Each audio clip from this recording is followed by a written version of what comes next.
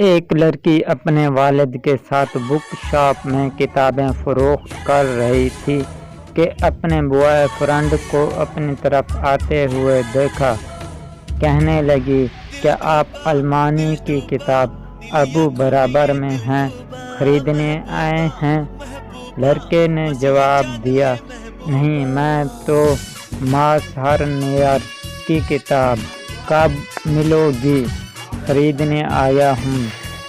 لڑکی، یہ کتاب ہمارے پاس نہیں، البتہ بطریس فرد کی کتاب کل یونیورسٹی میں مل سکتی ہے۔ لڑکا، اچھی بات ہے، لیکن کل بیلجی برنار کی کتاب رات کو فون پہ بات ہو سکتی ہے، لا سکتی ہے؟ لڑکی، ہاں، کیوں نہیں؟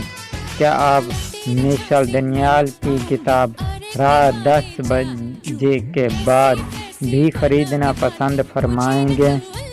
لڑکے نے جواب دیا، بصور و چشم۔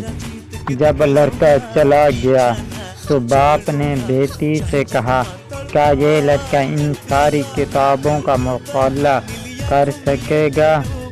بیٹی نے کہا، جی ہاں، یہ ذہین ہے اور یونیورسٹی میں شریف طالب علم ہے۔ والد، اچھی بات ہے بیٹی، لیکن میرے پاس تم دونوں کے لیے 2 بہترین کتابیں ہیں، یہ کتابیں تم دونوں ضرور پڑھنا۔